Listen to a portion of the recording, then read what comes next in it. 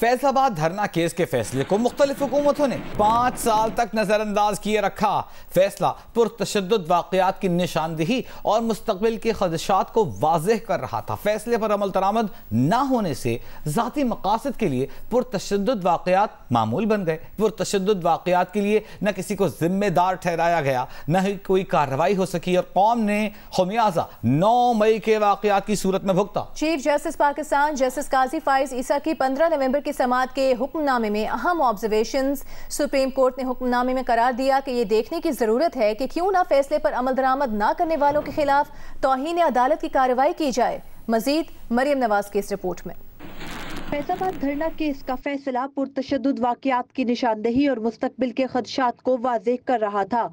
فیصلے کو مختلف حکومتوں نے 5 سال تک نظر انداز کیا۔ نظر ثانی درخواستوں کو سماعت کے لیے مقرر نہ کرنے سے فیصلے پر عمل درآمد نہ ہو سکا۔ ماضی کے پرتشدد واقعات کے لیے نہ کسی کو ذمہ دار ٹھہرایا گیا، نہ ہی کوئی کارروائی ہو سکی۔ فیصلے پر عمل نہ ہونے سے ذاتی مقاصد کے لیے پرتشدد واقعات کرنا معمول بنا۔ آزاد عدلیہ اور بہتر پاکستان کے لیے جدوجہد کرنے والے متاثرین کے ساتھ بھی ناانصافی ہوئی۔ قوم نے ناانصافی کا خمیازہ 9 مئی کے واقعات کی صورت بھگتا۔ یہ اہم آبزرویشنز دی ہیں چیف جسٹس پاکستان جسٹس قاضی فائز عیسیٰ نے فیصل آباد دھرنا کیس میں 15 نومبر کی سماعت کے تحریری حکم نامے میں۔ سپریم کورٹ نے 4 سال 8 ماہ تک کیس مقرر نہ کرنے کی ذمہ داری قبول کرتے ہوئے قرار دیا ہے کہ ماضی کی غلطیاں نہیں دہرائی جائیں گی۔ سچ اداروں کو مضبوط بناتا ہے۔ پاکستانی عوام کا حق ہے کہ ان تک سچ پہنچایا جائے۔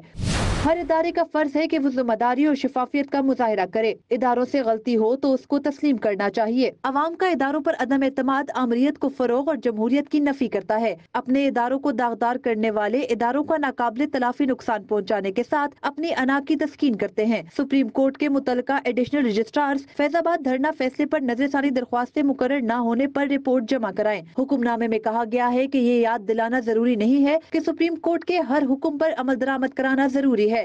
فیصل آباد دھرنا کیس فیصلے پر تمام نظر ثانی درخواستیں واپس لینے کی بنیاد پر نمٹائی جا چکی ہے۔ اب یہ دیکھنا ہوگا کہ فیصلے پر عمل درآمد نہ کرنے والوں کے خلاف کیوں نہ توہین عدالت کی کارروائی کی جائے۔ فیصلے کے وقت کی حکومت اور الیکشن کمیشن بدل چکے، موجودہ حکام کو عدالتی فیصلے پر عمل نہ کرنے کا ذمہ دار ٹھہرانا مناسب نہیں۔ نگران وفاقی حکومت نے فیصلے پر عمل درآمد کے لیے کمیشن بنا دیا ہے۔ امید کرتے ہیں کہ کمیشن 2 ماہ کی مقررہ مدت میں کارروائی مکمل کر لے گا۔ الیکشن کمیشن TLP کی فورن فنڈنگ سے متعلق 1 ماہ میں رپورٹ جمع کرائے۔ شیخ رشید کی نظر ثانی درخواست اور ابصار عالم کی متفرق درخواست واپس لینے کی بنیاد پر خارج کی جاتی ہیں۔ فیصل آباد دھرنا فیصلے پر عمل درآمد کیس کی مزید سماعت 22 جنوری 2024 کو ہوگی۔ مریم نواز، جیو نیوز، اسلام آباد۔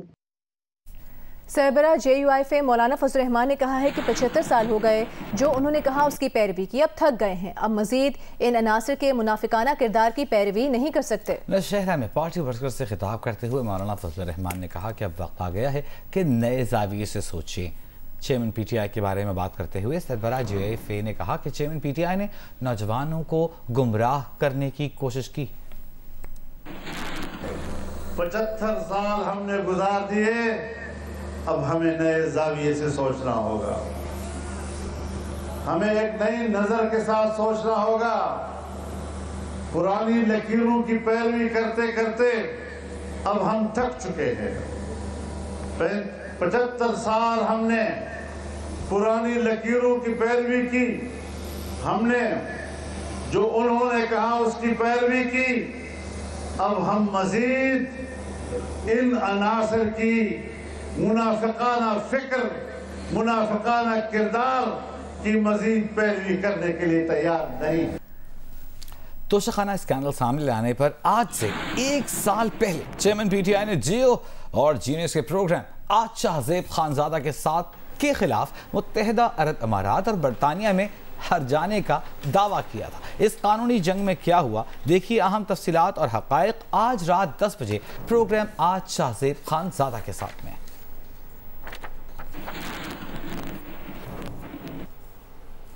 مسلم لیگ نون کے قائد نواز شریف نے کہا ہے کہ PTI حکومت گرنے کے بعد وہ الیکشن میں جانا چاہتے تھے۔ لاہور میں تاجروں سے بات چیت کرتے ہوئے انہوں نے کہا کہ شہباز شریف کی الوداعی تقریر تیار تھی لیکن ہمیں دھمکی دی گئی، اس لیے انہوں نے شہباز شریف سے کہا کہ آپ کو الٹیمیٹم دیا گیا ہے، آپ کو اس کے سامنے کھڑا ہونا ہے۔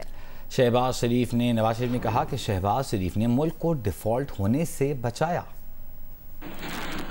قطن یہ نیت نہیں تھی کہ ہم اسی جو ہے وہ گورنمنٹ کو سے کے بعد ہم بھی پاور میں آئے.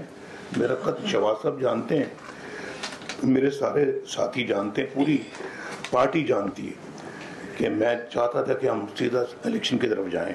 میں نے کہا میں نے شہباز صاحب کی اسپیچ تیار تھی, شام کو انہوں نے اسٹیپ ڈاؤن کرنا تھا, اسپیچ ان کی ریڈی تھی, میں نے اسپیچ دیکھ لی تھی, اور میں نے پھر ان کو چند گھنٹے پہلے میں نے کہا انہوں نے دھمکی دی ہے, الٹیمیٹم دیا ہے, اب الٹیمیٹم کے سامنے آپ نے کھڑے ہونا ہے, ملک ڈیفالٹ کی طرف جا رہا ہے, آپ کھڑے ہو جائیں.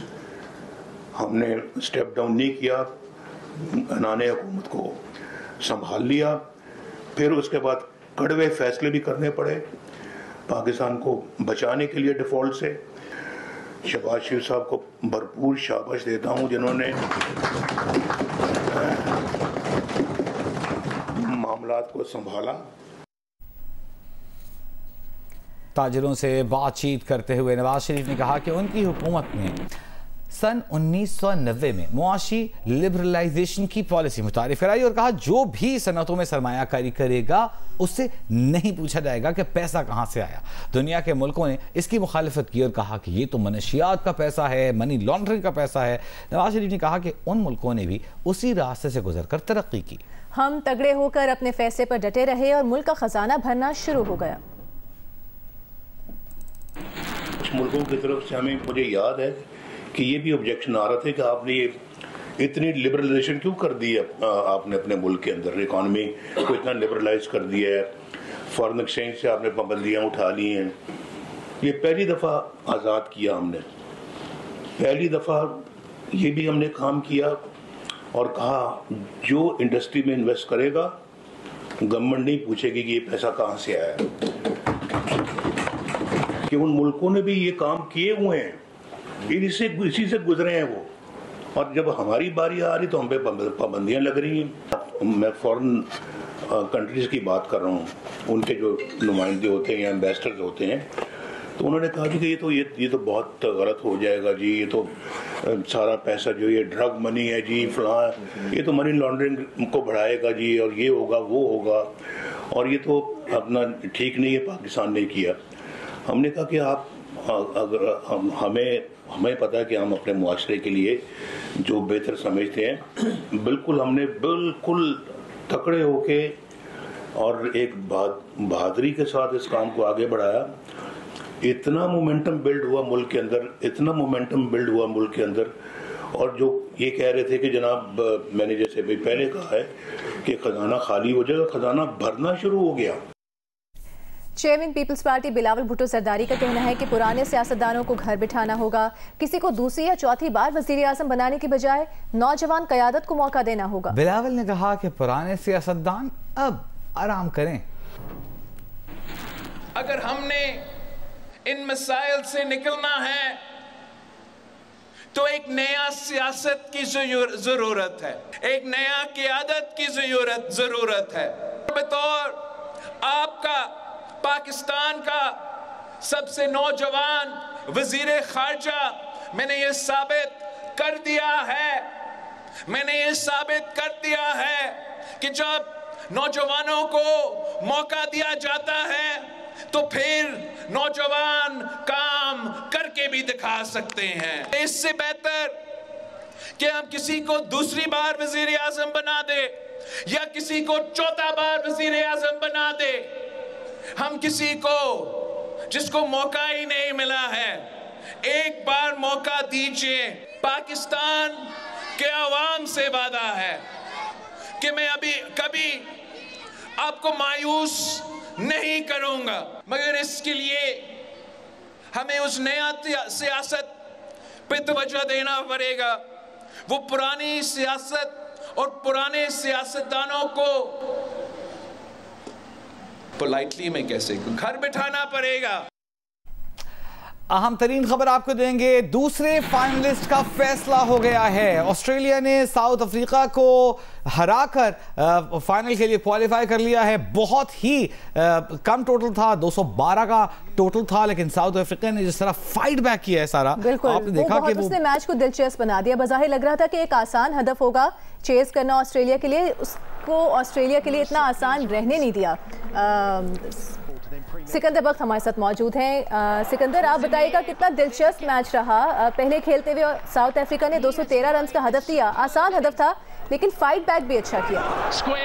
دیکھیں، سارا بلیم میں ساؤتھ افریقہ کو دوں گا، انہوں نے 6 کیچ چھوڑ دی، 213 رن، اتنا چھوٹا ٹارگٹ، آپ کم سے کم یہ لوگ 50 رن 30 رن یا 40 رن، میں کہتا ہوں چلے 20 رن کم تھے، مگر سر 6 کیچ، وکٹ کیپر نے 2 چھوڑ دیے، ہاتھوں میں سے کچھ نکل گئے۔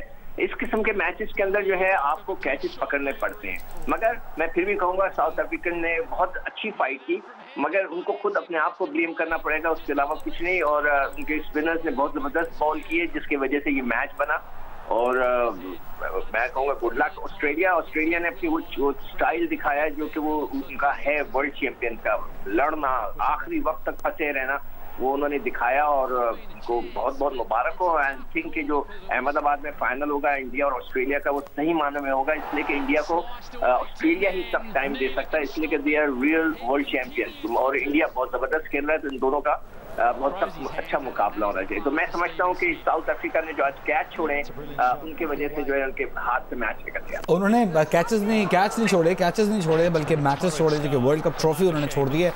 بہت شکریہ سکندر بخت آپ کا۔ آسٹریلیا اور انڈیا فائنل میں آمنے سامنے ہوں گے۔ نگراں وفاقی وزیر نجکاری فواد حسن فواد نے جیو نیوز کے پروگرام کیپٹل ٹاک میں بات کرتے ہوئے کہا ہے کہ پی ٹی آئی دور حکومت میں ان پر نواز شریف کے خلاف بیان دینے کے لیے دباؤ ڈالا گیا تھا۔ میرے سامنے 1.5 پیج رکھا گیا، تقریباً 2.25 صفحے لکھے ہوئے تھے، جو آبویسلی اس وقت کے وزیر اعلیٰ اور اس وقت کے وزیر اعظم کے خلاف تھے، اور مجھے یہ کہا گیا کہ آپ اس پہ دستخط کر دیں اور ابھی گھر چلے جائیں۔ جب میں نے اس کو پہلے 2 پیراز پڑھے تو میں نے پورا، آپ یقین مانیں میں نے پورے 2 پیج نہیں پڑھے، میں نے واپس کر دیے۔ میں نے کہا میں 30-31 سال سے پبلک سروس میں ہوں، اور پبلک سروس کے لوگ سب کو جانتے ہیں، تو آپ کو اتنا تو احساس ہونا چاہیے کہ میں اس طرح کے کسی کاغذ پہ کبھی دستخط نہیں کروں گا۔ تو اس کے بعد انہوں نے شام کو اشتر اوصاف صاحب کو بلایا کہ انہیں سمجھائیں، ورنہ یہ پھر آئندہ 20 سال یہیں پہ پڑے رہیں گے۔ اچھا، تو اشتر صاحب کے سامنے پھر میں نے دوبارہ یہی کہا کہ میں جتنے بھی سال یہاں پہ پڑا رہوں، میں کسی ایسے جھوٹ پہ دستخط نہیں کروں۔ نٹشل، پاکستان کی 7ویں the future summit the big picture Karachi میں 2 روز سجی رہنے کے بعد ختم ہو گئی۔ 2 روزہ سمٹ پر ریاض اینڈی کی رپورٹ دیکھیے۔ نٹشل پاکستان کی دی فیوچر سمٹ کا 7واں باب دی بگ پکچر کے عنوان سے منعقد کیا گیا۔ مقامی ہوٹل میں منعقد ہوئی 2 روزہ سمٹ کو پاکستان کے قابل لوگوں کی کہکشاں کہیں تو غلط نہ ہوگا، جس میں غیر ملکی بھی پہنچے تھے۔ We hosted over 1,000 delegates from all over Pakistan, and we hosted 30 international speakers from 18 countries physically. اور اس کے علاوہ few thousand virtual delegates تھے پوری دنیا سے جنہوں نے اٹینڈ کیا، اور بگ پکچر پہ ہم نے بات کی for digital, for climate, from economy, from geopolitics, from Pakistan's economy and Pakistan's investment and business landscape and all. سوال رہا کہ آخر پاکستان کی بگ پکچر کیا ہے؟ How big the agriculture is. If we have to look at the big picture, we cannot ignore agriculture.